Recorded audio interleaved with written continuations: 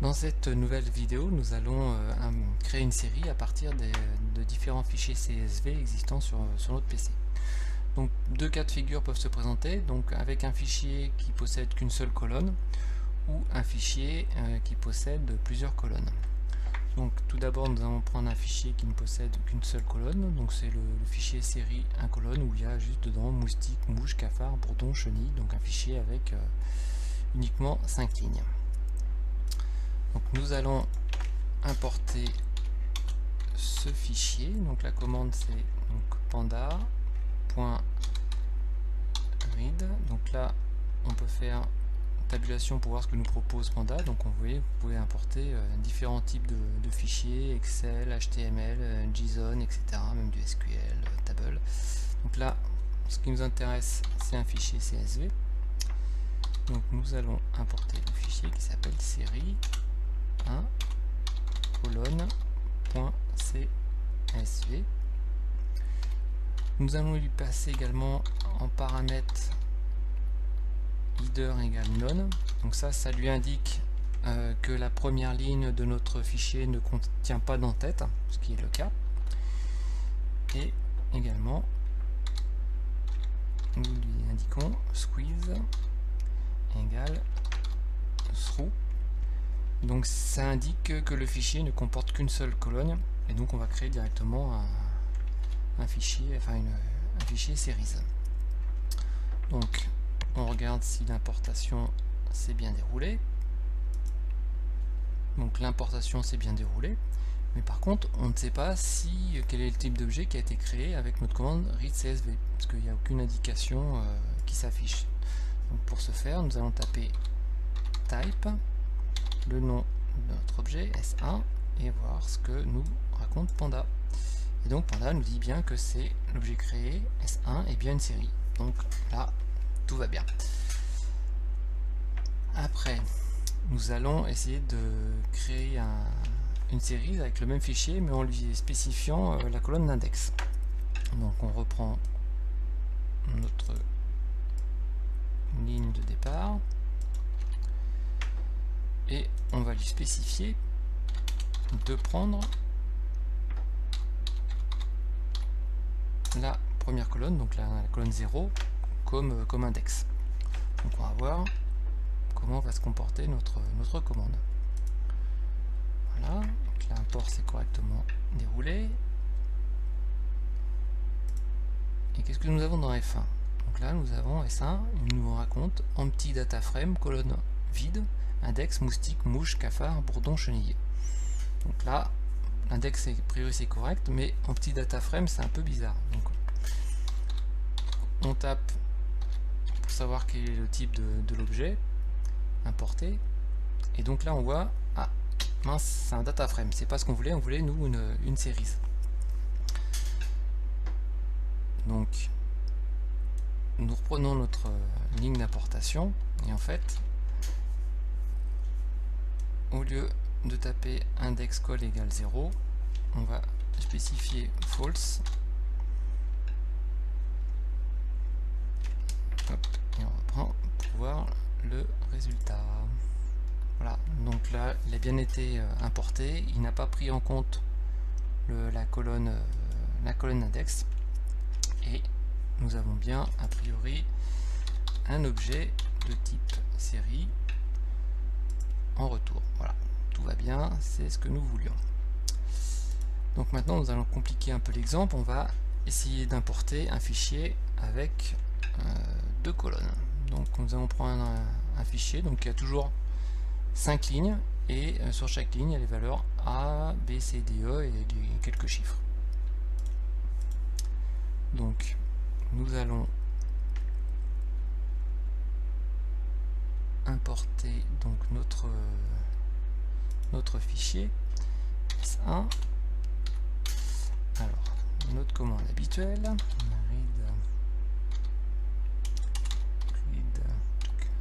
CSV. Donc là on va changer de nom de fichier, on va prendre une série avec deux colonnes .csv.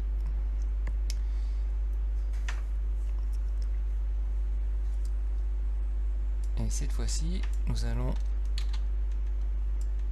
lui indiquer de prendre donc header, toujours aucun header, squeeze, de transformer ça en série, et nous, en première colonne de notre fichier, nous allons nous servir comme d'un index. Donc nous importons notre fichier. Donc là a priori c'est correct, A, B, C, D, E, 2, 4, 6, 8, 10, c'est ce qui correspondait à notre fichier d'importation. Donc on regarde si notre fichier est bien une série. Donc là tout va bien, l'objet importé est bien une série. Ça me rassure d'ailleurs. Donc là nous avions importé la colonne 0 comme index, mais on peut tout à fait prendre une colonne qui est une autre position. C'est-à-dire que là on peut prendre la colonne qui était à deuxième position. Voilà. Et donc la colonne correspond d'index maintenant correspond aux valeurs numériques que nous avions tout à l'heure, et A, B, C, D, E correspond aux valeurs de la colonne.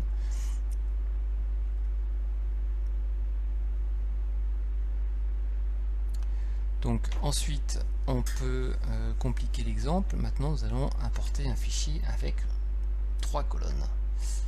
Donc voilà le fichier, donc toujours pareil, ABCDE, une série de chiffres et différents noms d'animaux sur la troisième colonne. Donc nous essayons d'importer notre fichier, donc pd.read_csv, et donc notre fichier s'appelle série 3 colonnes.csv. Donc notre fichier n'a toujours pas d'entête, donc on lui met header none. Là inutile de mettre squeeze parce que de toute façon il y a plusieurs colonnes, et nous allons pousser un peu plus loin l'importation. Donc là on va utiliser la commande iloc. Tac 2. Alors qu'est-ce que va faire cette commande? En fait iloc avec le deux petits points, en fait ça va importer toutes les lignes, et 2 ça veut dire qu'il va importer la colonne qui correspond à la colonne numéro 2 de notre fichier. C'est-à-dire que dans notre fichier nous avions A2 chien, donc en fait il va importer, utiliser la dernière colonne comme colonne d'importation. Donc nous allons exécuter. Voilà. Donc l'index a été créé automatiquement, et on voit que les valeurs qu'il a utilisées sont les valeurs de la dernière colonne. Maintenant on peut raffiner le modèle en spécifiant un index. Donc toujours header égale none. Donc on va dire un index, on va utiliser la colonne 0, et on va prendre la colonne 1 qui correspond aux lettres, et voilà. Ensuite nous importons notre fichier. Donc là qu'est-ce que nous pouvons voir? Donc en index il a utilisé les lettres, donc je lui ai demandé d'utiliser la colonne 0, donc ça correspond bien à notre fichier A, B, C, D, E, donc ça il n'y a pas de problème. Et ensuite il a utilisé la colonne des animaux, donc chien, chat, abeille, singe, cheval. Parce qu'en fait comme la première colonne a été utilisée l'index, donc la première colonne c'est A, B, C, D, E, en fait quand on a fait l'import, le fait de spécifier 1 là en fait correspondait à la colonne des animaux, vu que l'index avait été déjà utilisé durant l'import. Donc on peut également utiliser une autre colonne pour créer les informations. Donc là, au lieu d'utiliser les animaux, on va importer la toute première colonne qui correspondait aux chiffres. Voilà, donc là nous avons un index toujours les lettres, et en colonne en valeur nous avons donc les différents chiffres. On peut aller un peu plus loin dans l'importation également. Donc toujours avec notre série de 3 colonnes. Donc toujours 3 colonnes, header toujours anon, et là on va faire index col égale 2 et iloc, pareil, ça on bouge pas, et nous vérifions notre importation. Donc là en fait, qu'est-ce qui s'est passé? Donc nous avons, hop, j'affiche le fichier initial. Donc en fait en index nous avons utilisé la deuxième colonne de notre fichier initial, donc ça correspond à la 3, donc là, chien, chat, abeille, singe, cheval, donc c'est ce que nous voulions. Et dans le retour, nous utilisons donc toutes les lignes, donc ça on a bien toutes les lignes, et nous utilisons la colonne 0 qui correspond aux valeurs A, B, C, D, E, et c'est les valeurs que nous retrouvons ici. Voilà pour ce premier exemple d'importation de données dans votre série. À très bientôt.